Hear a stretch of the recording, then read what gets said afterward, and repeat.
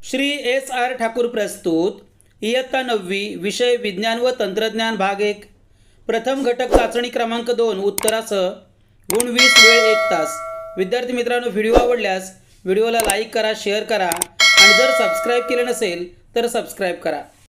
प्रश्न क्रमांक 1 अ, खालील पर्यायातून योग्य पर्याय निवडा। प्रश्न क्रमांक 1, वस्तूवर घडून येणारे कार्य डॅश डॅशवर अवलंबून नसते। योग्य उत्तर आहे क, वस्तूचा आरंभीचा वेग। प्रश्न क्रमांक 2, अग्निबाणाचे कार्य न्यूटनच्या डॅश डॅश नियमावर आधारित आहे।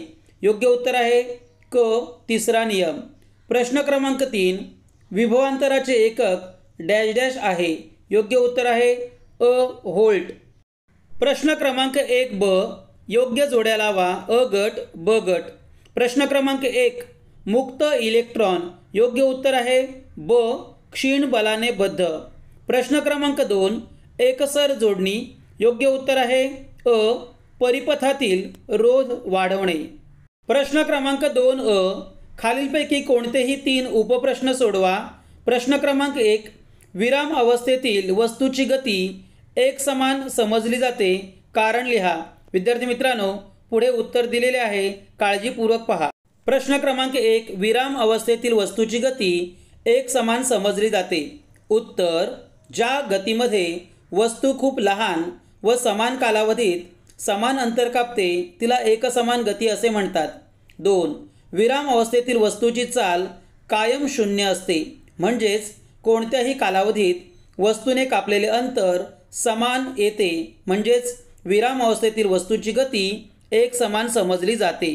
प्रश्न क्रमांक 2, गतिज ऊर्जा व स्थितिज ऊर्जा यांमधील फरक स्पष्ट करा। उत्तर, गतिज ऊर्जा 1, गतिमान अवस्थेमुळे वस्तूस प्राप्त झालेल्या ऊर्जेला गतिज ऊर्जा असे म्हणतात।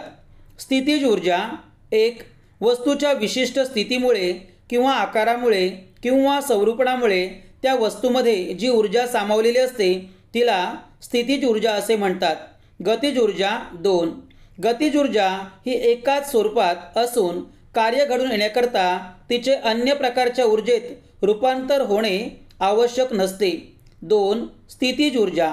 स्थितिज ऊर्जा ही गुरुत्वीय स्थितीत ऊर्जा, विद्युत स्थितीत ऊर्जा यांसारख्या विविध स्वरूपात असते व तिचे गतिज ऊर्जेत रूपांतर झाल्याखेरीज कार्य होत नाही।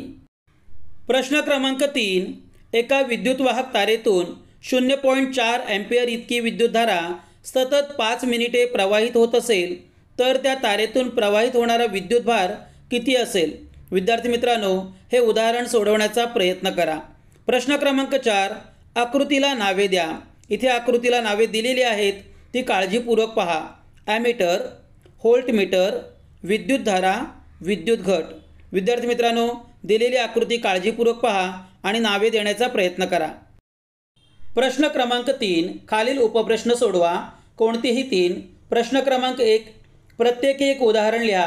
अ, न्यूटनचा गतिविषयक पहिला नियम। उत्तर, 1, फांदी हलवल्यानंतर झाडावरून फळ खाली पडते। ब, न्यूटनचा गतिविषयक दुसरा नियम। उत्तर, समान आकाराचे प्लास्टिक व रबराचे चेंडू एकाच उंचीवरून खाली टाकणे। क, न्यूटनचा गतिविषयक तिसरा नियम, अग्निबाणाचे प्रक्षेपण। प्रश्न क्रमांक 2, खालील प्रक्रियांमध्ये कोणत्या प्रकारची ऊर्जा प्रयोगात आणली आहे ते लिहा। अ, ताणलेला रबराचा तुकडा, स्थितिज ऊर्जा। ब, वेगानं जाणारी मोटार, गतिज ऊर्जा। क, विजेवर चालणारा पंखा, गतिज ऊर्जा। ड, दिवाळीत वाजणारे फटाके, स्थितिज ऊर्जा। ख, वाफेमुळे वाजणारी कुकरची शिट्टी, स्थितिज ऊर्जा। ग, जोराने आवाज झाल्यास खिडक्यांची तावदाने फुटणे, ध्वनी ऊर्जा। प्रश्न क्रमांक 3, खालील सारणी पूर्ण करा। पहिल्या चौकटीत वाहकाच्या टोकांमध्ये विभवांतर प्रयुक्त करणे, दुसऱ्या चौकटीत विद्युत रोध आणि तिसऱ्या चौकटीत परिपथातून जाणारी विद्युतधारा नियंत्रित करणे। प्रश्न क्रमांक 4, खालील सारणीत पहिल्या स्तंभाशी दुसरा स्तंभ जोडा व नव्याने सारणी तयार करा। उत्तर, 1, ऋण त्वरण, वस्तूचा वेग कमी होतो। 2, धन त्वरण, वस्तूचा वेग वाढतो।